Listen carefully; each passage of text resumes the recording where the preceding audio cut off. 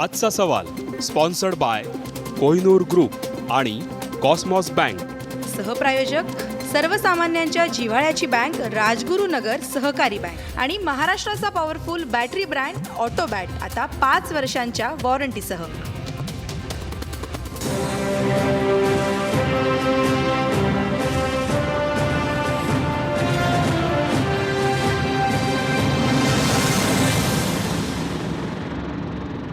नमस्कार, मी आशिष जाधव. आजच्या सवालमध्ये तुमचं स्वागत आहे. आज पुन्हा एकदा आपला महाराष्ट्र सुदैवी ठरला. राज्याचे मुख्यमंत्री देवेंद्र फडणवीस यांच्या हेलिकॉप्टरला निलंग्यात अपघात झाला. सुदैवानं मुख्यमंत्र्यांसह सर्व प्रवासी सुखरूप बचावले, पण केवळ नशीब बलवत्तर म्हणून पुढचा अनर्थ टळला. खरंच मुख्यमंत्र्यांनी आणि सर्वच राजकीय नेत्यांनी त्यांच्या सुरक्षिततेविषयी जागरूक राहायला हवं. हेलिपॅड कसं बांधलं जातं, कुठं बांधावं, त्याचे काही नियम आहेत आणि प्रशासन काय करतं, या प्रकरणाची नक्कीच चौकशी होईल. त्यातनं बऱ्याच गोष्टी बाहेर येतील. पण महाराष्ट्राच्या दृष्टीनं आपले CM, आपले मुख्यमंत्री बचावलेले आहेत. आपल्यासोबत भाजपचे ज्येष्ठ प्रवक्ते माधव भांडारी आहेत. सर, अनर्थ टळला, पण काळजी घ्यायला पाहिजे. नक्कीच, यामध्ये काही शंका नाही. आणि आजचा प्रसंग तर असा आहे की ती जी म्हण आहे मराठीमधली, काळ आला होता पण वेळ आली नव्हती, त्याची प्रत्यंतर आणणारी आजची घटना आहे.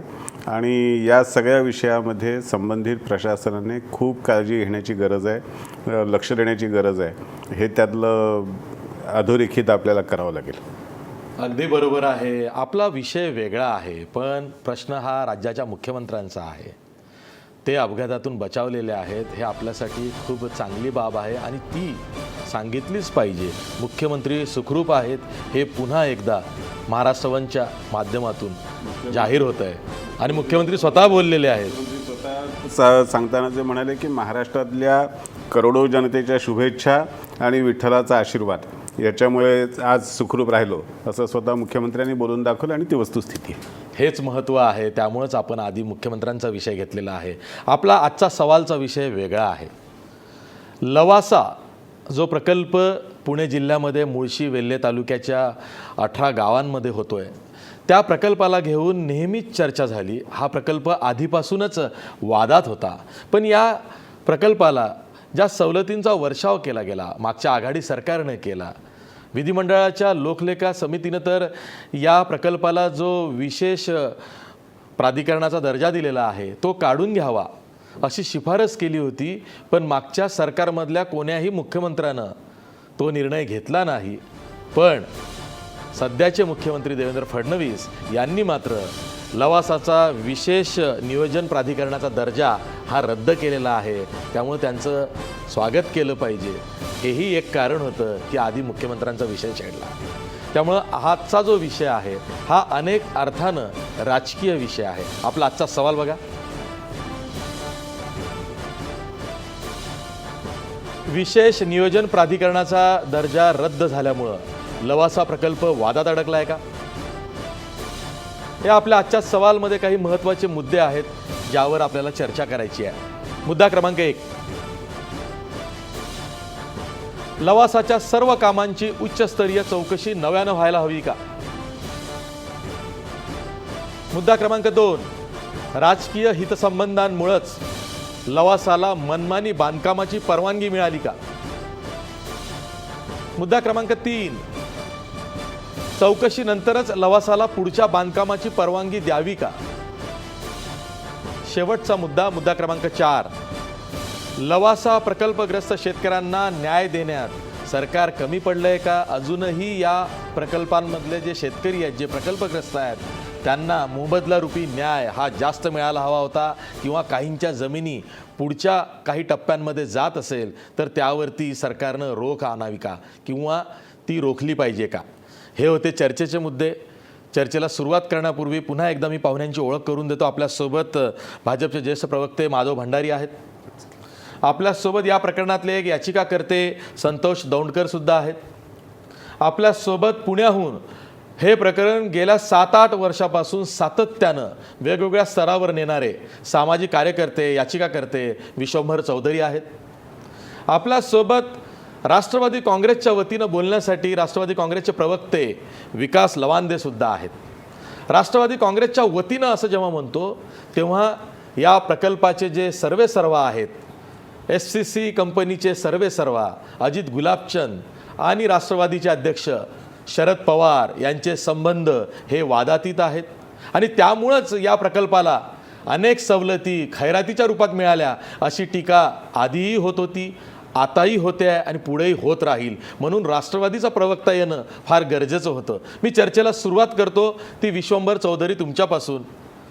या प्रकल्पाची जेव्हा सुरुवात झाली तेव्हा विषय पुढं आला की पर्यावरणाचे सगळे नॉर्म्स त्यांचं उल्लंघन झालेलं आहे.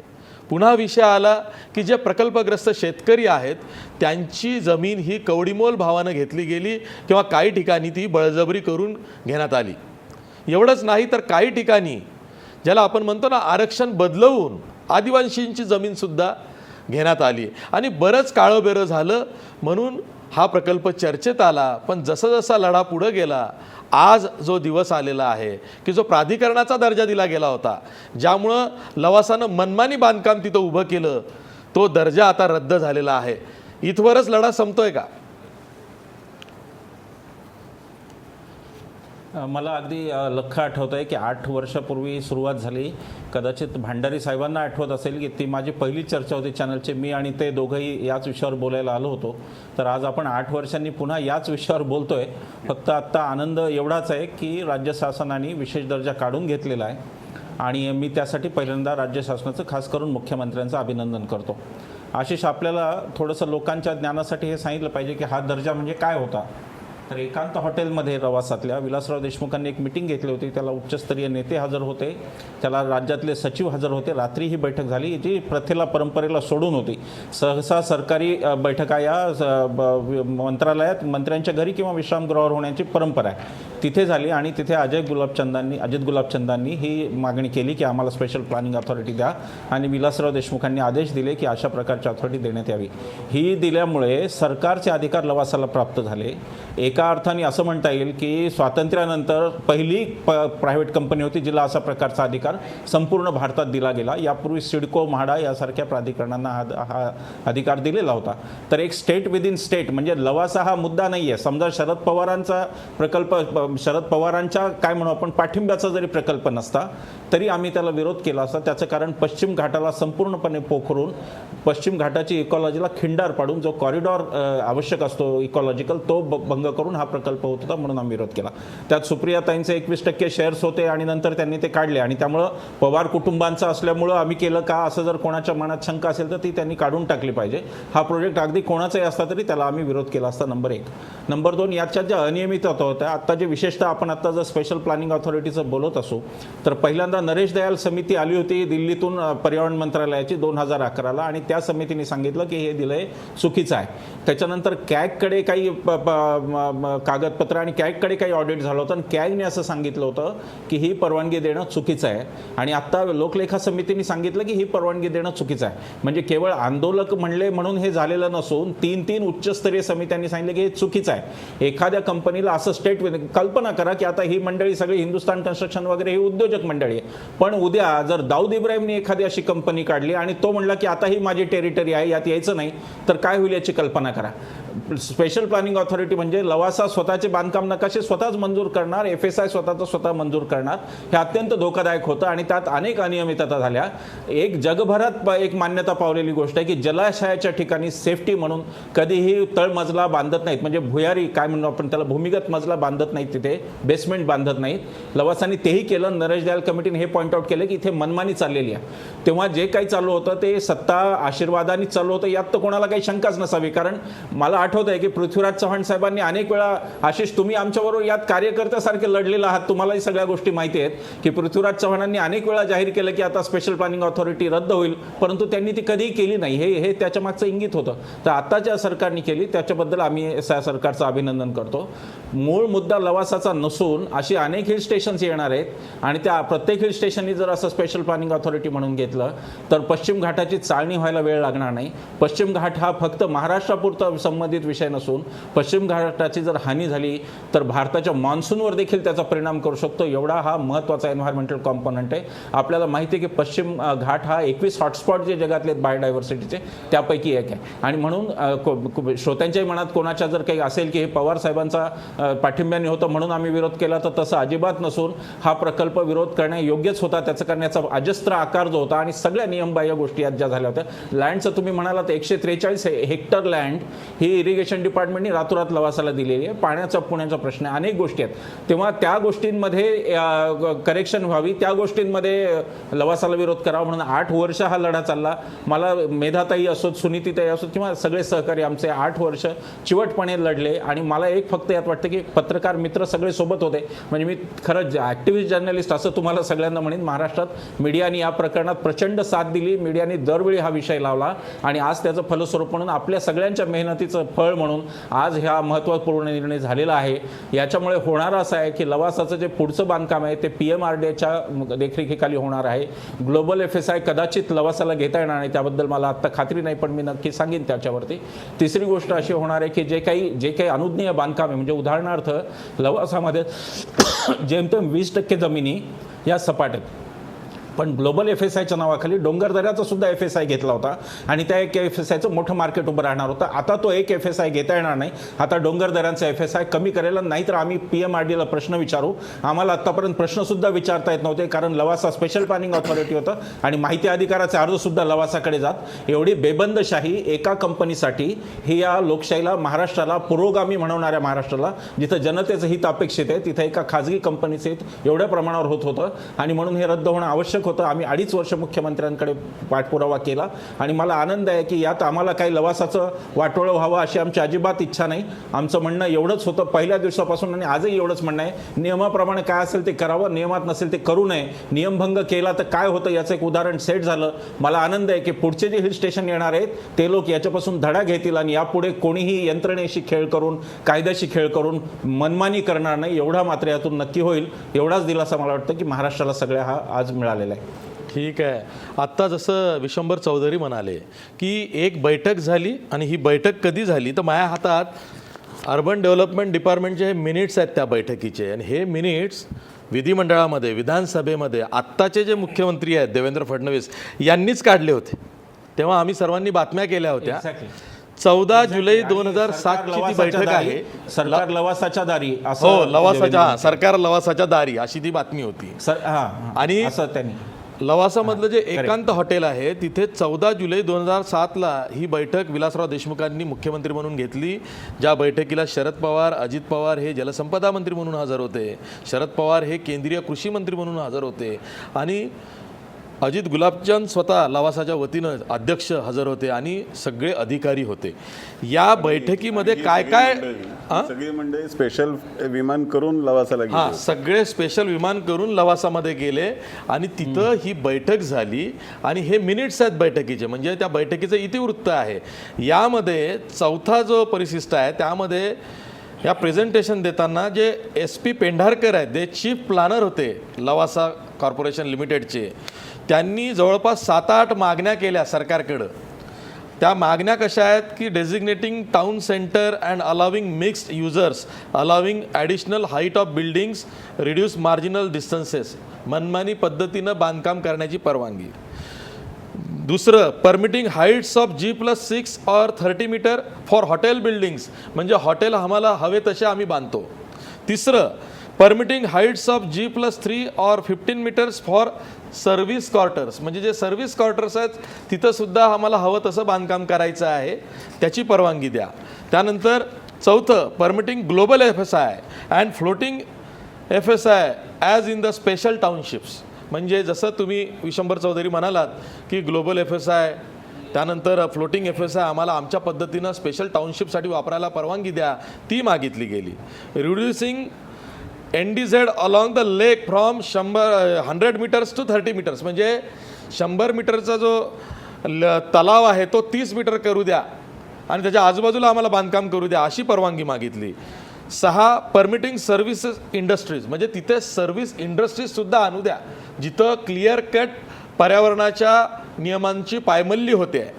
7वा क्लॉज आहे, grant of government land as in the special townships. सरकारी जमीन तुम्ही आम्हाला स्पेशल टाउनशिपमध्ये द्या आणि त्यातले सब सेक्शन्स मी वाचत नाही, कोणती कोणती जमीन हवी आहे ते सुद्धा त्यात आहे. आणि शेवटी म्हटलेलं आहे अपॉइंटमेंट ऑफ LCL म्हणजे Lavasa corporation limited as a special planning authority. 8 अशा मागण्या केल्या आणि या 8च्या 8ही मागण्या जागच्या जागी चीफ मिनिस्टर विलासराव देशमुख यांनी आम्ही लवासाला देत आहोत असं मिटिंगमध्ये जाहीर केलं होतं. म्हणून ही जी बेबंदशाही आहे, आणि जसं विश्वंभर चौधरी म्हणाले की पत्रकारसुद्धा ॲक्टिव्हिस्टप्रमाणे हे प्रकरण घेऊन लढले, ते यासाठी कारण सरकार लवासाच्या दारी जातं, तिथं बैठक घेतली जाते आणि त्या बैठकीचं आणि मला एक उल्लेख इतिवृत्तामध्ये करायचा आहे, सरकार भंडारी सगळं काही साहेबांनी बहाल सुद्धा या करतं. प्रकल्पाचा खूप विरोध केलेला आहे. हो. आणि ती जी बैठक आहे 14 जुलै 2007ची, म्हणजे आजपासून जवळपास 10 वर्षांपूर्वी, तेव्हा हे सगळं ठरलेलं आहे. आणि ही बैठक जेव्हा झाली तेव्हा लवासाच्या पहिल्या टप्प्याचं बांधकाम जवळपास 70 ते 75% पूर्ण झालेलं होतं, म्हणजे झोनिंग वगैरे हे सगळं झालेलं होतं. ते इल्लीगल आहे का, ते बेकायदेशीर आहे का, हा तर प्रश्न अजूनही अस्तित्वात झालेला नाही. तो जर का झाला तर हा सबंध प्रकल्पच बेकायदेशीर ठरतोय. माधव भंडारी, एवढं सगळं झालेलं आहे, प्रकल्प का रद्द होत नाही? मला असं वाटतं की आत्ताचा जो विशेष नियोजन प्राधिकरणाचा दर्जा काढून घेण्याचा निर्णय झाला, हा त्यातला पहिला टप्पा आपण म्हणू शकू. हा प्रकल्प काही सरकारचा नव्हता, प्रकल्प खाजगी होता. त्याच्यामध्ये ज्या पद्धतीने तो प्रकल्प रेटून देण्याचा प्रयत्न झाला, म्हणजे तुमचा पहिला प्रश्न जो आहे त्या प्रश्नातच खरं म्हणजे मला सुधारणा सुचवायची की हे सरकारी हितसंबंधांमुळे मनमानी बांधकामांची परवानगी मिळाली का? परवानगी नाही, त्यांनी परवानगी मागितलेलीच नाही. त्यांनी सरकारकडे कुठल्याही बांधकामाची काही परवानगी मागितलेली नाही. ते बांधत गेले आणि सरकारने त्यांना मोकळीक देऊन टाकली की तुम्ही जे कराल, तुम्ही विशेष नियोजन प्राधिकरणात तुम्ही जे कराल ते पूर्व दिशा. म्हणजे ह्या पद्धतीचा निर्णय या महाराष्ट्रात सोडा देशात सुद्धा कुठे झाला असेल असं मला वाटत नाही, माझ्या ऐकिवात नाही. तर ज्या पद्धतीने हा प्रकल्प रेटण्याचा प्रयत्न झाला, ज्या पद्धतीने लोकांच्या जमिनी हडप करण्याचा प्रयत्न झाला, ज्या पद्धतीने शासनाच्या मालकीच्या पाटबंधारे प्रकल्पांमध्ये हस्तक्षेप करून त्याच्यामध्ये वेगवेगळ्या प्रकारचे उपद्व्याप करण्याचा प्रयत्न झाला, हे सगळे लक्षात घेता आत्ता या संदर्भामध्ये शासनाने घेतलेल्या निर्णयाने एक पाऊल पडलेलं आहे आणि याच्या पावलाची पुढची दिशाही स्पष्ट झालेली आहे. आपल्यासोबत संतोष दौंडकर आहेत. मेधा पाटकर सुरुवातीला या प्रकरणामध्ये हिरिरीने उतरल्या होत्या, विश्वंभर चौधरीसुद्धा सोबत होते त्यांच्या, आणि मेधा पाटकरांमुळंच ही याचिका कोर्टापर्यंत गेली. तुम्ही याचिका देताना नेमका विचार काय केला? कारण तुम्ही तर मुंबईतले, लवासाशी तसा काही संबंध नाही. पुण्याचे जे कार्यकर्ते आहेत त्यांचा लवासाशी थेट संबंध होता, कारण ते पुणे जिल्ह्यात होतं. पण तुम्हाला असं का वाटलं की तिथे याचिकाकर्ता व्हावं? नाही, कसं आहे, जेव्हा म्हणजे मेधाताई पाटकर असतील, विश्वंभर चौधरी साहेब तर स्वतः पर्यावरणाचे सल्लागार म्हणून चांगल्या पद्धतीने त्यांचं काम आहे. जेव्हा मी एक मुंबईतला ॲक्टिव्हिस्ट म्हणून होतो, पण मुंबईमध्ये मंत्रालय जवळ असल्यामुळे मंत्रालयातले जास्तीत जास्त पेपर रेव्हेन्यू डिपार्टमेंटचे वगैरे काढणं गरजेचं असतं, म्हणून मी पाठपुरवठा करायचो आणि यांच्या सगळ्यांच्या चळवळीला मी सामील झालो होतो. कारण मेधाताई पाटकर असतील, सुनिधी सूर असतील, विश्वंभर चौधरी असतील, आम्ही अक्षरशः म्हणजे खरोखर त्यांनी जे आंदोलनाची सुरुवात केली तसे कुठेही आंदोलन मी बघितले नाहीत. म्हणजे त्यांच्या मावळ भागात जाऊन त्या आदिवासींच्या सभा घेऊन त्यांच्याकडे जात, जेव्हा आम्ही म्हणजे मला तर वाटतं मी जेव्हा लवासामध्ये पहिल्यांदा एंट्री केली असेल तर त्याचं भव्य गेट बघूनच मला वाटतं की तिथे पर्यावरणाचं उल्लंघन झालं आहे. कारण 1000 फुटाची त्याचा तो गेट आहे. प्रथमतः मी म्हणतो पहिला गेटच तोडूया तर आपल्याला वाटेल. कारण या सगळ्या ज्या फायली होत्या, या सगळे जे पेपर होते, ज्या वेळेला विरोधी पक्षनेते म्हणून एकनाथ खडसे असतील किंवा फडणवीस साहेब असतील, आजचे CM असतील, त्यावेळेला त्या लोकांनीसुद्धा याचा पाठपुरावा केला आणि त्यावेळेला त्यांना जी काय पेपर्स हवी असतील RTIच्या माध्यमातून आम्ही त्यांना दिली होती की जेणेकरून अधिवेशनात त्या गोष्टीची मागणी करतील आणि या चळवळीला सुरुवात झाली होती. परंतु खरी चळवळ जी आहे ती त्या लोकांचीच होती, मावळ लोकांचीच होती. मेधाताई पाटकर आणि विश्वंभर चौधरी आणि सुनिधी सूर ताईंचीच होती. आम्ही त्यांना जॉईन झाल्यानंतर अधिक माहिती मिळत गेल्या. त्याच्यानंतर आम्ही पर्यावरणाची सेक्शन 19B पण नोटीस दिल्या गेल्या होत्या की पर्यावरणाचं कशाप्रकारे हानी झालं होतं. मी तर म्हणतो नुसतं दर्जा कमी करून होणार नाही आहे, कारण स्वतः फडणवीस साहेबांकडे आज गृह विभाग पण आहे. कारण मला असं वाटतं जसं आपण बघितलं जे सुब्रत रोय यांचा जो मॉल सिटी होती तिथे पण आम्ही अशा पद्धतीनेच पिटिशन फाईल केलं होतं. तसंच लवासाबद्दलही आमचा विचार चालू होता, कारण लवासाला फक्त दर्जा देऊन या गोष्टी काही स्पष्ट होत नाही आहे. मी तर फडणवीस साहेबांकडे अशी मागणी केली होती, म्हणजे गेल्या वेळेला मी त्यांना भेटलो पण होतो की साहेब आता तर तुम्ही CM झालात, परंतु उर्वरित प्रश्न आमचे बाकी आहेत. जे विरोधी पक्षनेते असताना आपण त्यांना धारेवर धरलं होते, परंतु तेव्हा काही करू शकलो नाही कारण त्यांचं सरकार होतं. पण आज तुम्ही आलात तेव्हा ते मला बोलले होते की आम्ही बघतोय दौंडकर आता काही वेळ नाही आली. मग मला खूप बरं वाटलं की त्यांनी आज दर्जा कमी केला. परंतु माझी मागणी अशी होती त्यांच्याकडे की नुसता दर्जा कमी करू नका, तर प्रत्येक वेळेला आज मी BJPचं राजकारण बघतोय की ED लावतात, असे काही गोष्टी करतात. तर मला वाटतं लवासा कॉर्पोरेशनची जी कंपनी आहे, ज्या वेळेला त्यांनी प्रस्ताव टाकला तेव्हा त्यांचे शेअर आणि नंतर प्रस्तावाला मान्यता दिल्यानंतर त्यांचे शेअर्स, म्हणजे तो जो काही आर्थिक हे झालेला आहे, त्यांची आर्थिक लवासा कंपनीची जी काही आर्थिक शेअरबाजी जी वाढलेली आहे, आणि त्याच्यामध्ये आपण सगळ्यांनी नावं घेतल्याप्रमाणे हिंदुस्तान कंपनी असेल, गुलाबचंद असतील, ही सगळी 4 डायरेक्टर त्यांचेच होती याच्यामध्ये. त्यामुळे प्राधिकरणामध्ये आम्हाला त्यांची माहिती मिळणं खरोखर मुश्किल असताना देखील आम्ही माहिती काढलेली आहे. तर त्यांनी अशा या फडणवीस साहेबांनी नुसता दर्जा कमी न करता तर त्यांची आर्थिक गुन्हे शाखा किंवा CID किंवा CBIमध्ये हा इथे पूर्ण भ्रष्टाचार झालेला आहे. कारण लोकांच्या जमिनी हडप करून घेणे, आपल्याला माहिती असतील अशी की येऊरमध्ये आदिवासींच्या जमिनी जेव्हा घेतल्यानंतर ती कोर्टात पिटिशन गेली घेतली, अक्षरशः ते बंगले तोडून टाकलेले आहेत, हायकोर्टाने ऑर्डर दिलं. मग असं इथे का होत नाही आहे? ठीक आहे, आज पहिलं पाऊल आहे, विषमवर्धीचा पण खुश असतील, चवळीचे सगळे आम्ही खुशच आहोत, परंतु ह्या गोष्टीकडे अधिक गांभीर्याने बघायला पाहिजे. आणि हा भ्रष्टाचाराचा मुद्दा आहे, केवळ प्राधिकरणाचा मुद्दा नाही आहे, तर ह्याच्याकडे लक्ष हा दिलं पाहिजे. भ्रष्टाचाराचा मुद्दा आहे. विकास लवांदे, क्षणभर तुम्हाला असं वाटत असेल की ही काही सूडबुद्धीनं केलेली कारवाई आहे, पण तसं नाही आहे. जी विधिमंडळाची लोकलेखा समिती आहे तिनंच आपल्या अहवालात ठपका ठेवला की मोठ्या प्रमाणात अनियमितता झालेली आहे, आणि ही सर्व अनियमितता विशेष नियोजन प्राधिकरणाचा दर्जा लवासाला दिला म्हणून झालेली आहे. म्हणून हा प्राधिकरणाचा दर्जाच रद्द करावा अशी शिफारस ही लोकलेखा समितीनं केली आहे. ती मुख्यमंत्र्यांनी फक्त आता अंमलात आणलेली आहे. पण हे सगळं काही झालं तेव्हा काँग्रेसला दोष देऊन चालणार नाही आहे, कारण लवासावरती किंवा हिंदुस्तान कन्स्ट्रक्शन कंपनीवरती कोणाचा वरदहस्त आहे हे सगळ्या जगाला माहिती आहे. शरद पवारांचं नाव त्यामध्ये उघडपणे घेतलं जातं. सुरुवातीला 21% शेअर्स हे स्वतः सुप्रियाताई सुळेंच्या लवासामध्ये होते. नंतर प्रकरण जसं चर्चेत आलं तसे त्यांनी ते शेअर्स काढून घेतले, तो भाग वेगळा.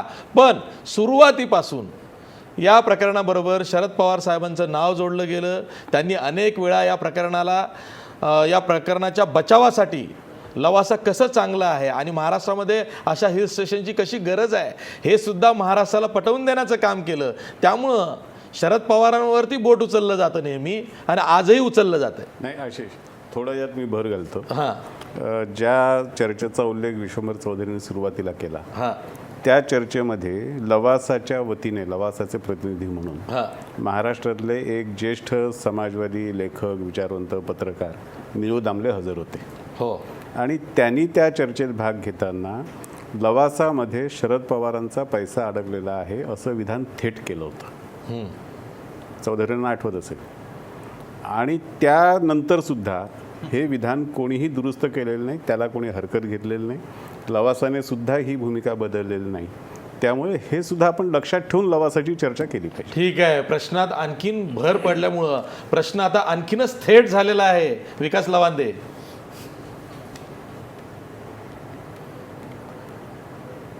खरं हा मोठा विषय आहे आणि आपल्या या चर्चेमध्ये लवासा कॉर्पोरेशनचे प्रतिनिधी किंवा त्यांचे कोणी प्रवक्ते, अधिकृत इथे व्यक्ती चर्चेत हवे होते, म्हणजे त्यांची बाजू त्यांनी मांडली असते. आम्ही प्रयत्न खूप केला लवासाच्या वतीनं कोणीतरी यावं. अगदी अनुराधा पारसकरांना फोन केले, त्यांना सुद्धा विनंती केली की तुम्ही या, जी PR कंपनी लवासाचा PR करते त्यांना सुद्धा सांगून झालं की तुम्ही या, पण त्यांच्या वतीनं कोणीही बोलायला आलं नाही. कारण शेवटी प्रश्न राजकीयच आहे.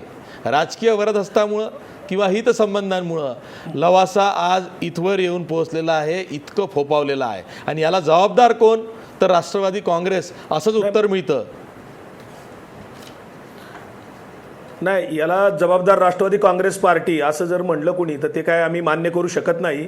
मुळामध्ये आदरणीय शरद पवार साहेबांनी जेव्हा ब्रिटनचा दौरा केला, त्या दौऱ्यामध्ये तिकडे त्यांच्या लेक डिस्ट्रिक्ट काय शहर पाहण्यात आलं तिकडं, आणि त्याचं त्यांना तिकडे अशी एक संकल्पना सुचल्यानंतर त्यांनी इकडे आल्यावर आपल्या सरकारमध्ये याची चर्चा केली आणि तिथल्या स्थानिक आमदार खासदार, त्यावेळचे आमदार मग अनंतराव थोपटे असतील, पुण्यातले खासदार अण्णा जोशी असतील, मदन बाफना असतील, अशोक मोहोळ असतील आणि पर्यटन खात्याचे सेक्रेटरी यांची एक कमिटी तयार करून त्यांना अभ्यास दौरा तिकडे करायला लावला.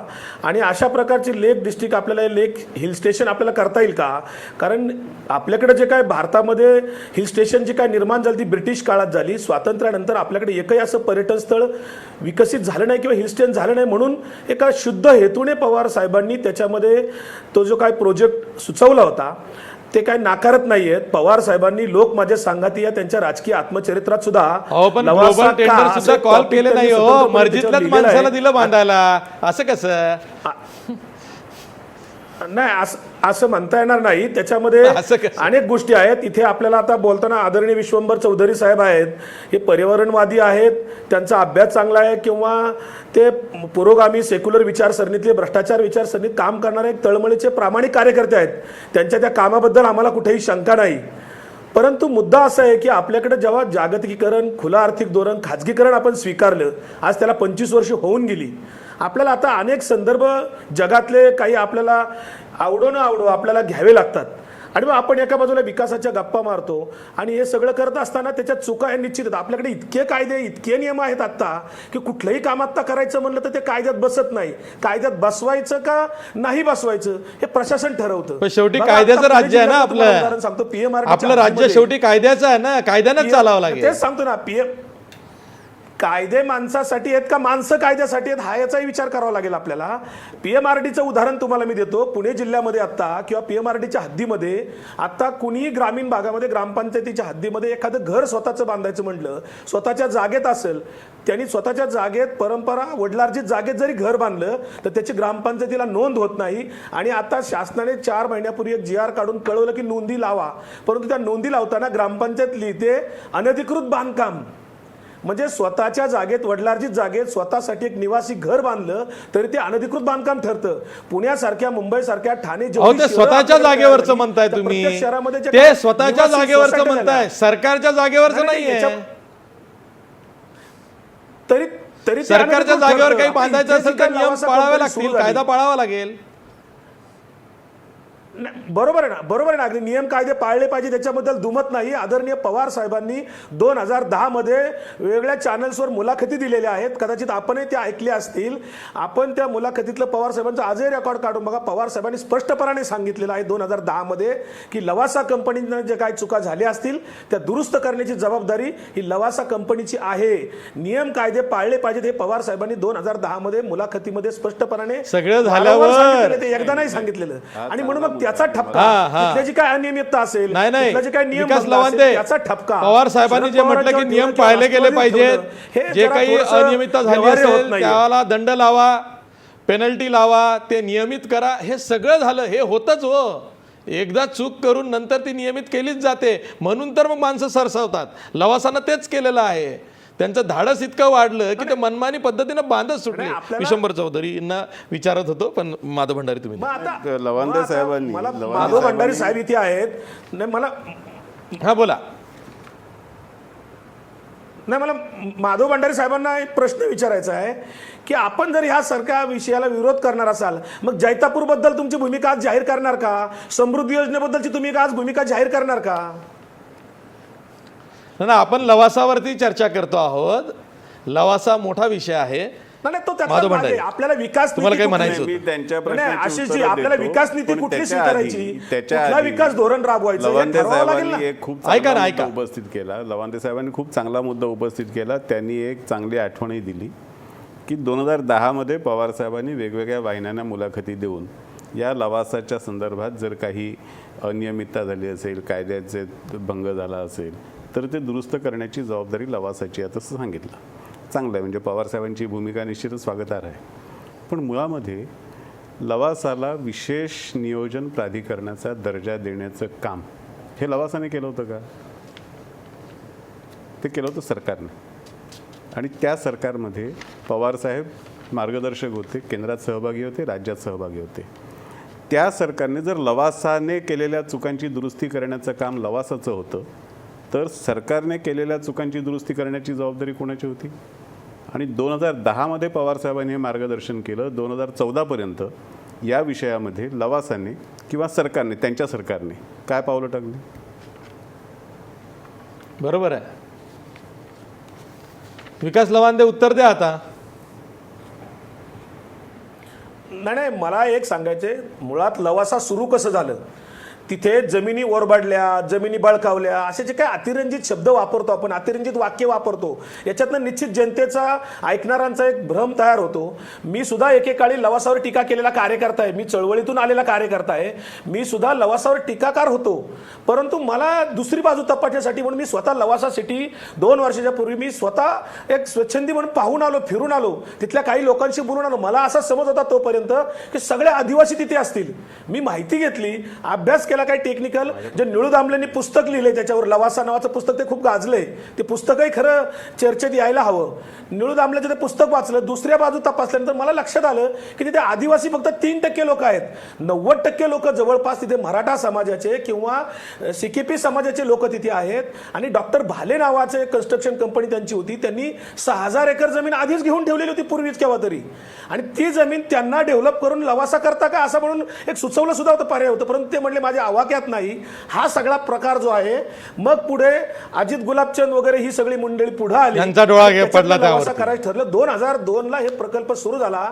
जमिनी वरबाडल्या ह्याचा अर्थ काय होतो? जसं दक्षिणात ते पण पिक्चर पाहतो, गुंड येतात आणि जमीन नाही नाही नाही बळकावतात. नाही नाही तसं विकास काय प्रकल्प लवांदे, झालाय का? तुम्ही काहीतरी विषयाला वेगळं वळण देताय. तसं नाहीये. तुम्ही जो म्हणता ना प्रकल्पग्रस्त आणि त्यांच्या जमिनी कशा घेतल्या, हा तर स्वतंत्र चर्चेचा विषय आहे. तिथं तर आपण गेलेलोच नाही आहोत. सर, मी एक ब्रेक घेतो आणि ब्रेक नंतर मी विशंभर चौधरी यांच्याकडनंच जमिनीबाबत नेमकं पण लवांदे साहेबांना मी जो प्रश्न विचारला त्याचं त्यांनी उत्तर नाही दिलं. सूचना दिली, पवार साहेबांनी जे मार्गदर्शन केलं त्याचं पालन लवासा आणि सरकार या दोघांनी काय केलं हे कळू द्या ना. नाही नाही नाही, ते त्यांना उत्तर द्यायचंच नाही आहे. मी एक ब्रेक घेणार आहे. ब्रेकवर जाता जाता आपला प्रश्न बघा. विशेष नियोजन प्राधिकरणाचा दर्जा रद्द झाल्यामुळं लवासा प्रकल्प वादात अडकलाय का? 84% लोक म्हणतायत होय, प्राधिकरणाचा दर्जा रद्द झाल्यामुळं लवासा प्रकल्प वादात अडकलाय. पुन्हा भेटूया ब्रेक नंतर.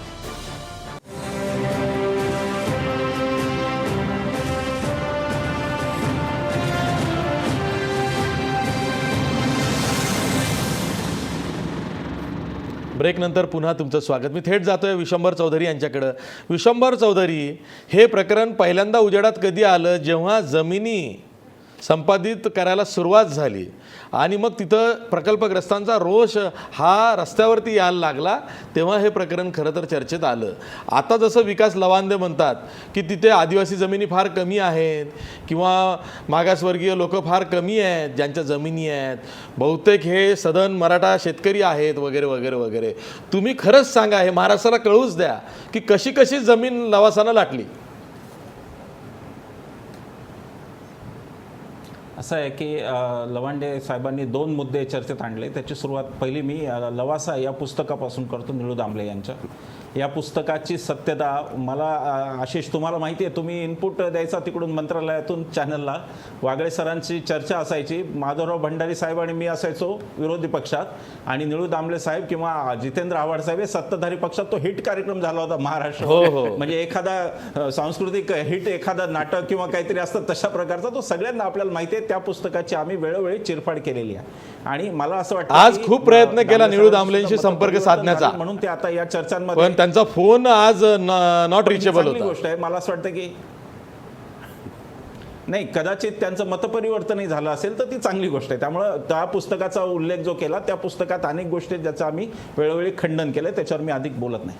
जमिनींचा जो मुद्दा आहे, तिथे जमिनींच्या अनेक प्रकारच्या अनियमितता तिथे आहेत. 143 हेक्टर ही जलसंपदा खात्याची जमीन दिलेली आहे लवासाला काही कारण नसताना. दुसरी काही गायरानं आहेत, काही सिलिंगच्या जमिनी दिलेल्या आहेत, सिलिंगचे कायदे वाकवून वळवून सगळ्या पद्धतीने केलं करून. आदिवासी लँड तिथे आहेत.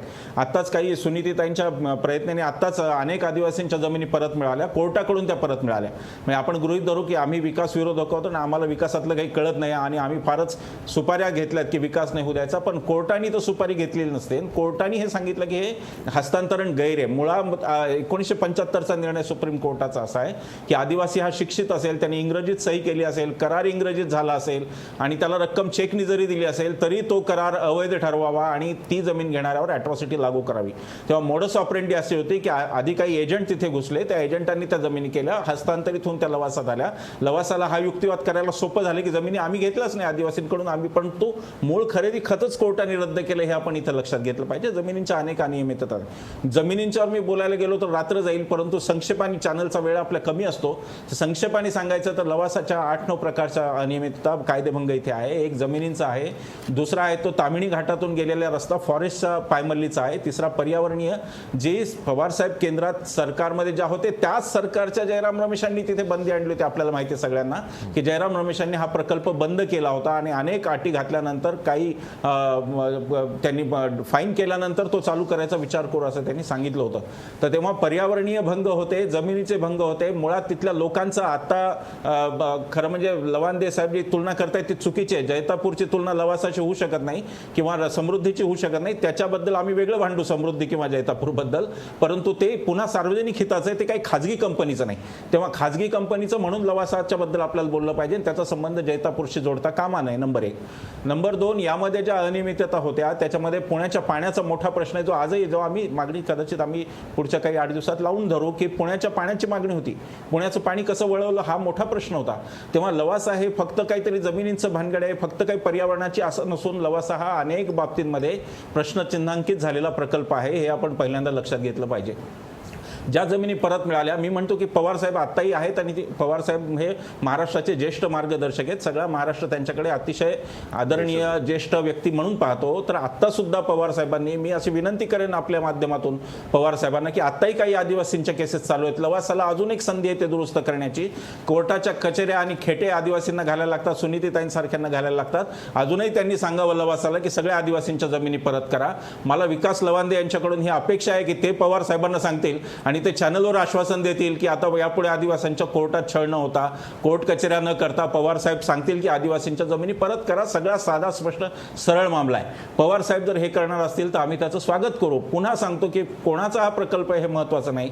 ज्या प्रकारे खिंडार पडणार होतं, जी 20 गावं त्यातमध्ये होती आणि जो काही अपरिमित हानी झाली होती, मी बोलायची गरज नाही. नरेश दयाल कमिटीचा रिपोर्ट सगळ्यांच्या समोर आहे, तो सगळ्या सरकारकडे सर्क्युलेट आहे, विरोधी पक्षाकडे, सगळ्यांकडे. मला वाटतं देवेंद्रजींनी तो आमदार असताना विधानसभेत पण तेव्हा मांडला होता. तर त्या रिपोर्टमध्ये सगळं काही स्वच्छ स्पष्ट आहे. मेधा पाटकर काय म्हणतात, सुनीती सुरे काय म्हणतात, विश्वंभर चौधरी काय म्हणतात, हा मुद्दा बाजूला ठेवा. निळू दामले काय म्हणतात, हा मुद्दा बाजूला ठेवा. सरकारी यंत्रणा ज्या त्यांच्याच सरकारच्या होत्या त्या काय म्हणतात ते बघा. करमणूक कर, इथे राष्ट्रवादी आणि काँग्रेसचं सरकार असताना करमणूक कराचा दंड लवासाला आकारला गेला होता. हे आपल्याला सगळ्यांना आपण त्या बातम्या दाखवल्या. तेव्हा काहीतरी एक भयंकर चांगला प्रकल्प येत होता पण त्याला विकास कळत नाही म्हणून विरोध केला, हे खरं नाहीये. आम्ही विकासाचे विरोधक नाही हो, आम्ही विकासातल्या अनियमितता आणि नियमभंग यांचे विरोधक आहोत. आम्ही विकासातल्या शोषणाचे विरोधक आहोत की निसर्गाचं शोषण आणि माणसांचं शोषण करून विकास होऊ शकत नाही. आमचं नाव जरी फार बदनाम असलं विकास विरोधक म्हणून, तरी मी ही संधी घेतो जनतेसमोर मांडायची. मी नेहमी असं म्हणतो की जो पर्यावरणावर आघात करतो आणि जो माणसांना देशोधडीला लावतो अशाच विकासाला आमचा विरोध आहे. बाकी लखलाभ हो, काय मेट्रो कराव्यात, काय करायचं ते करावं. राष्ट्रवादी काँग्रेसनी नव्हे, लवासानी अशी अनेक हिल स्टेशन करावीत. आमचा काही विरोध कारण नाही, परंतु नियमभंग, सरासर जमिनींची लूट, मी हा शब्द जाणीवपूर्वक वापरतोय आणि तो आम्ही अनेकदा वापरलेला आहे. जमिनींची लूटच झालेली. आता लवांदे साहेब हे नवे प्रवक्ते आहेत, त्यांना तेवढं माहिती नाही आहे. त्यातली जुन्या कथा बऱ्याच आहेत, त्या भंडारी साहेबांच्याही चेहऱ्यावर आहेत, तुमच्याही चेहऱ्यावर आहेत, वागळे सरांच्या पण अनेक कार्यक्रमातून आलेल्या आहेत. तेव्हा मला असं वाटतं की हे एवढं सोपं आणि साधं चांगलं काहीतरी व्हायला गेलं होतं. नतद्रष्ट कोणीतरी आले आणि विरोध करून गेले आणि त्यामुळे बघा केवढा काही रोजगार वगैरे काही निर्माण झाला नाही. लवासानी आकडेवारी जाहीर करावी किती रोजगार लवासानी दिला. आजची स्थिती अशी लवासाची की शाळा तिथल्या इतकी अमुक फीस भरा नाहीतर आम्ही येऊ नका, हे आज सांगतायत तिथे लवासातले लोक. आत्ता पवार साहेबांच्या इंटरव्हेन्शनची गरज आहे. पवार साहेबांच्या इंटरव्हेन्शनची गरज याच्यासाठी की 500 रुपये तिथे पार्किंगचा चार्ज घेतला जातो कारकडून आणि टू व्हीलर कडून 200 रुपये. आत्ता पवार साहेबांच्या इंटरव्हेन्शनची गरज आहे. पवार साहेबांनी लवासाला सांगण्याची गरज आहे की जिथे जे येणारे व्हिजिटर्स आहेत त्यांना तरी अशा प्रकारे करू नका. तिथला मेंटेनन्स चार्ज, त्याबद्दल तिथले नागरिक काय बोलतात ते पवार साहेबांनी एकदा जरूर ऐकावं. माझी पवार साहेबांकडून अपेक्षा आहे की आम्ही सुद्धा 8 वर्ष लढलोय, आम्हालाही खूप परिश्रम झाले, विरोधी पक्ष सुद्धा तत्कालीन थकला लढून. आता यापुढे थकावट न कर, तुम्ही सरळ इंटरव्हेन्शन करा आणि तुम्ही सांगा लवासाला की या 25 गोष्टी चुकीच्या आहेत, त्या तुम्ही रद्द करा. आम्ही पवार साहेबांचे उपकार मानू, आम्ही त्यांचे आभार मानू. विशंभर चौधरी, या बोलण्याच्या ओघात आणखीन एक उपप्रश्न मला तुम्हाला विचारायचा आहे, तो हा आहे की ठीक आहे, प्राधिकरणाचा दर्जा रद्द झाला, प्राधिकरणानं स्वतः प्राधिकरणच हेच लवासा कॉर्पोरेशन असल्यामुळं मनमानी बांधकाम झालं, हवं तसं तोडकाम झालं आणि तिथं बांधकाम झालं. पण आधीचं जे झोनिंग होतं ते सुद्धा बेकायदेशीर होतं असं अहवालांमध्ये आलेलं आहे. त्यामुळे एकूण प्रकल्पच हा बेकायदेशीर ठरतो. त्यामुळं आता जेवढं बांधकाम झालं तेवढं पुढे होता कामा नये. असं काही प्रयोजन आता होऊ शकतं का? चौकशी अंती असं काही होऊ शकतं का? अतिशय महत्त्वाचा हा मुद्दा आहे की कुठलीही प्लॅनिंग ऑथॉरिटी कुठलाही प्लॅन करताना, म्हणजे समजा सिडको जर जागा ॲक्वायर करेल नवी मुंबईमध्ये, तर सिडकोला पहिल्यांदा झोनिंग करणं हे MRTP कायद्यानुसार गरजेचं आहे. हा अतिशय महत्त्वाचा कळीचा मुद्दा आहे की लवासामध्ये कुठलंही झोनिंग केलेलं नाही. त्याचं कारण लवासाच्या प्रवर्तकांना अडकायचं नव्हतं की ज्या जागा चांगल्या सेलेबल आहेत त्या जर उगाच उद्या क्रीडांगण म्हणून केल्या तर तिथे अडकायचं कशाला, म्हणून झोनिंग केलेलं नाही. आम्ही PMRDAकडे आल्यानंतर आता हा मुद्दा आम्ही उपस्थित करणार आहोत की झोनिंग जिथं झालं नाही तिथे पुढची सगळी डेव्हलपमेंट ही बेकायदा ठरते. आम्ही तो अर्ज घेऊन PMRDAकडे जाऊ. परंतु या निर्णयाने होणार असं आहे की PMRDAला नियमानुसार जे काही करायचं ते करता येईल. हिलटॉप हिलस्लोपच्या जागांना तेवढाच FSI देता येईल. लोक प्रश्न विचारतात की ह्या निर्णयाने नेमकं काय झालं, तर मला जर एका वाक्यात सांगायचं झालं तर पश्चिम घाटावरचा बांधकामाचा अतिरेकी ताण, राक्षसी ताण हा यामुळे कमी होईल. मला आशा आहे की आता FSI हा PMRDAच्या नियमाप्रमाणे MRTPच्या खाली मिळेल आणि त्यात तो ताण कमी होईल. निदान एवढं तरी पुढच्या काळात होईल. पण आपण जो पहिल्यांदा आशिष मुद्दा म्हणला तो अतिशय महत्त्वाचा आहे की आता हे या 3-4 गोष्टी स्पष्ट झाल्या, सगळ्यांकडून त्या स्पष्ट झाल्या. तेव्हा आता लवासाची पहिल्यांदा थरो स्क्रुटिनी करून ज्या काही चुका असतील, जे पवारसाहेब ज्याकडे निर्देश करतायत त्या चुका सगळ्या सरकारने पहिल्यांदा करेक्ट करून घेतल्या पाहिजे जे काय ते, त्यानंतरच पुढच्या परवानग्या दिल्या पाहिजे. जर त्या चुका इरिपेरेबल असतील तर लवासाला दंड केला पाहिजे आणि अशाच जर चुका होणार असतील तर हा प्रकल्प थांबवलाच पाहिजे. सरकारला जे काही करायचं ते एवढंच आहे की पवारसाहेबांचा जे काही मॅन्डेट आहे तो जशाल तसा स्वीकारून चुका काय झाल्या हे आता सरकारला शोधायचं आहे. ते सरकार शोधणार असेल तर त्यात आम्ही सरकारची 100% मदत करू.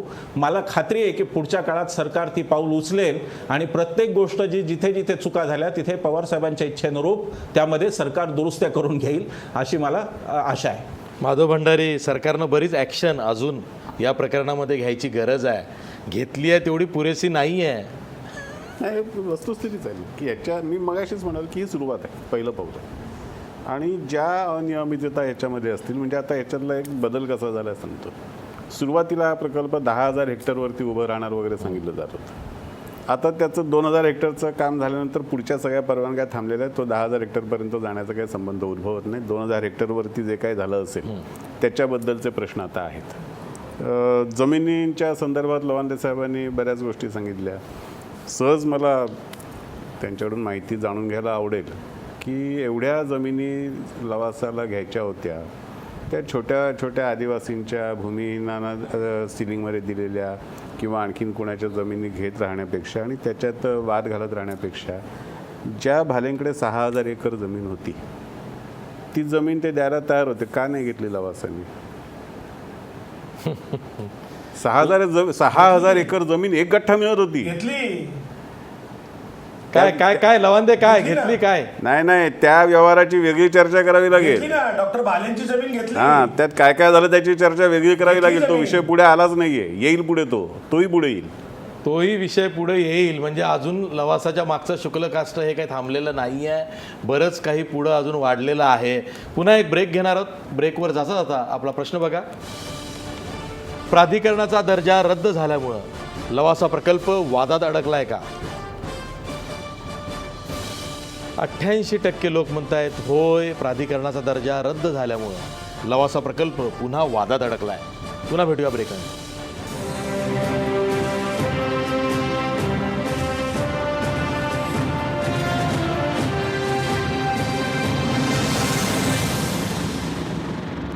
ब्रेकनंतर पुन्हा तुमचं स्वागत. मी पुन्हा माधव भंडारींकडे जातो आहे.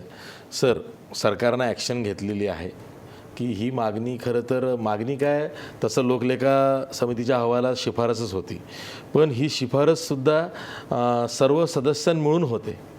तर लोकलेखा समितीमध्ये सर्वच पक्षाचे प्रतिनिधी आहेत, जे आमदार आहेत. तर त्यांचं कसं मतदान राहिलं किंवा त्यांचं प्रत्येकाचं म्हणणं निष्कर्षामध्ये आलं असेल ना, त्यात कसं राहिलं? अर्थात लोकलेखा समिती त्यात राजकारण नाही झालं? नाही, तोच म्हणजे तेही आपण समजून घेतलं पाहिजे की लोकलेखा समितीची जी रचना होते त्याच्यामध्ये दोन्ही सभागृहांमध्ये, विधानसभा आणि विधान परिषद ह्या दोन्ही सभागृहांमध्ये जेवढ्या पक्षांचे प्रतिनिधी असतात त्या सगळ्या पक्षांना त्यांच्या संख्येनुसार लोकलेखा समितीवरती प्रतिनिधित्व मिळतं. म्हणजे समजा एखाद्या पक्षाचा एकच आमदार असेल तर तो एक आमदार लोकलेखा समितीवर जातो. त्यामुळे ही जी लोकलेखा समिती महाराष्ट्राच्या विधिमंडळाची बनली त्याच्यामध्ये काँग्रेसचे गोपालदास अग्रवाल हे अध्यक्ष होते आणि राष्ट्रवादी काँग्रेसचे प्रतिनिधी हे त्यांच्या संख्येनुसार असणारच आहेत, असलेच पाहिजेत. आणि मला लोकलेखा समितीचं कौतुक केलं पाहिजे की या लोकलेखा समितीने एकमताचा अहवाल दिला. त्याच्यामध्ये काही कोणी विरोधी मत नोंदवलं आहे, काही वेगळं मत नोंदवलं आहे, असं काही कुठे ऐकवत आलेलं नाही. तर म्हणून मी लोकलेखा समितीचं अभिनंदन करतो. संतोष दौंडकर, हे प्रकरण का वेगळं आहे? म्हणजे आपण नेहमी म्हणतो ना की आदर्श घोटाळा, बरोबर. अशा मुंबईमध्ये सहकारी सोसायट्या तर किती असेल, हजारो असतील. आणि सगळ्यांचं जर का आपण काहीतरी शोधून काढायचं म्हटलं तर काही ना काही तिथं इलिगल सापडतंच. पण आदर्श घोटाळा महत्त्वाचा यासाठी आहे की ते मॅन्युमेंट ऑफ करप्शन झालेला आहे एक, आणि दुसरं जिथं जी मोडस ऑपरेंडी आहे ना, की फाईल जिथं जिथं म्हणून फिरली तिथं तिथं ऑफिस ऑफ प्रॉफिट झालेलं आहे. म्हणजे लाभासाठी काहीतरी झालेलं आहे आणि त्याला प्रॉफिट म्हणून काही ना काही फ्लॅट म्हणा किंवा काही बिदागी मिळालेली आहे. तसंच या लवासामध्ये सुद्धा झालेलं आहे. म्हणजे अख्खं UD डिपार्टमेंट, पुणे आयुक्तालय, मुळशी तहसीलपासून खालपासून वरपर्यंत सगळ्यांचे हात भिजलेले आहे. म्हणून हा प्रकल्प वादात अडकला. आणि सुरुवातीला ज्या पद्धतीनं बातम्या पुढे आल्या त्या याच पद्धतीनं आल्या की मुळशी तहसीलमधून आलेल्या आहेत किंवा आणि वेल्हे तालुक्याच्या तहसीलमधून आलेल्या आहेत, आयुक्तालयामधून आलेल्या आहेत, जमिनीची प्रकरणं आलेल्या आहेत. आणि शेवटी मूळ हे मंत्रालयात जातं आणि मुख्यमंत्रीच आपले मंत्री घेऊन, अधिकारी घेऊन लवासाच्या दारी जातं. हे त्यापेक्षा वाईट आहे. आणि कोर्टात कसं झालं मग? जजनी हे बघितलं नाही, असं आहे ना की त्यावेळेला जेव्हा पिटिशन फाईल झालं त्याच्यानंतर ते आत्ता पिटिशन आमचं ॲडमिट झालं आणि त्याच्यामध्ये स्टेट ऑफ म्हणजे काही नियम लावले होते की कशा प्रकारे झालं. आता जसं बोलल्याप्रमाणे ही SPL जी आहे स्वतःची, ते त्यांना मुळात त्यांना ते द्यायलाच नव्हतं पाहिजे होतं. कारण शेवटी कुठलाही प्रकल्प असेल तर त्याच्यावर शासनाचीच जबाबदारी पाहिजे. आणि ह्याच्यामध्ये लवासामध्ये पर्यावरणाचं जर म्हणजे सुरुवातीला ह्यांनी 20,000चं काम केलं पण होतं, परंतु पद्धत अशी होती तेव्हा ते पण केंद्रात होते, त्यांचंच राज्य होतं सगळीकडे. म्हणजे त्यावेळेला फक्त असं व्हायलेशन दाखवलं, हे केलं आणि पॅनल्टी लावून म्हणजे पुन्हा ते रुजू केलं. म्हणजे ही जी काय आपण बोलल्याप्रमाणे आदर्शमध्ये जसं प्रत्येक विभागामध्ये प्रत्येकाला म्हणजे प्रत्येकाला लाच देणं तसंच आहे की हे पवारांचं जे पूर्ण कुटुंब, जसं आपण मिटिंगमध्ये शरद पवार होते, स्वतः अजित पवार होते, ते स्वतः जलसंधारण मंत्री होते. मग अशा वेळेला सगळीकडे जर त्यांच्याच दारात या सगळ्या गोष्टी होत्यात याचाच अर्थ म्हणजे तिकडच्या स्थानिक तलाट्यापासून आपण म्हटलं तरी चालेल. खरं म्हणजे तलाट्यांना मी घेत नाही, कारण शेवटी बत्ती म्हणजे मंत्री महोदय जे असतात तेच याच्यात अडकलेले असतात.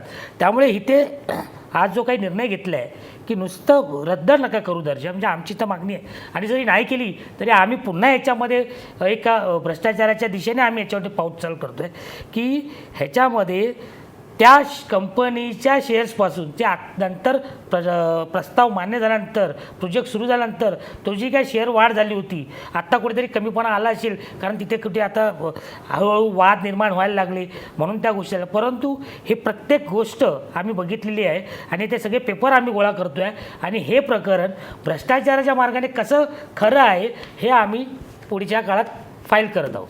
केवळ मनमानी परवानग्या आणि बांधकामच झालं नाही तर मोठ्या प्रमाणात भ्रष्टाचार झालेला आहे. सरकारी नियमांचा असेल किंवा सरकारी परवानग्यांचा असेल, अधिकारांचा असेल, आणि या दृष्टीनं सुद्धा हे प्रकरण आम्ही कोर्टात लावून धरू असं याचिकाकर्ते म्हणतात. तुम्हाला काय म्हणायचं? मला आदर्शाचा संदर्भ दिल्यामुळे माझ्याही लक्षात आलं की आता खरं तर एक मागणी लावून धरावी लागेल की लवासामध्ये कोणत्या नोकरशहांच्या हे आहेत, मालमत्ता आहेत. बरोबर आहे. जसं आदर्शमध्ये अनेक सनदी अधिकाऱ्यांचे फ्लॅट सापडले, अनेकांचे जे राजकीय हितसंबंधांमध्ये पुढे असतात, जे मधले पॉवर ब्रोकर्स असतात त्यांचे फ्लॅट सापडले, तसंच लवासामध्ये सुद्धा अनेकांनी आपले हात भिजवलेले आहेत, अनेकांना ठिकठिकाणी बिदागी मिळालेली आहे. लवासामध्ये जे अपार्टमेंट्स उभे झालेले आहेत तिथंसुद्धा कोणाकोणाला काय काय मिळालं याचाही शोध घेतला पाहिजे असं भारतीय जनता पक्षाचे प्रवक्ते म्हणत आहेत.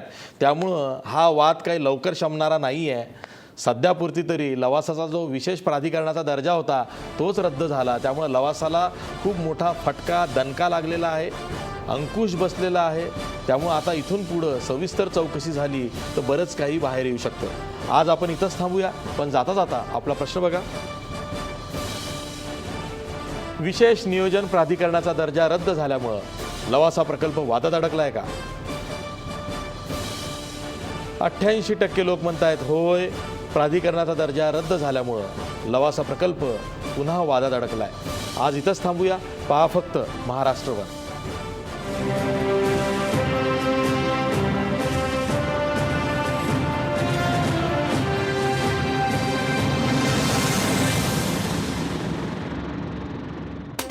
आजचा सवाल स्पॉन्सर्ड बाय कोहिनूर ग्रुप आणि कॉस्मॉस बँक. सहप्रायोजक सर्वसामान्यांच्या जिव्हाळ्याची बँक राजगुरू नगर सहकारी बँक आणि महाराष्ट्राचा पॉवरफुल बॅटरी ब्रँड ऑटोबॅट आता 5 वर्षांच्या वॉरंटीसह.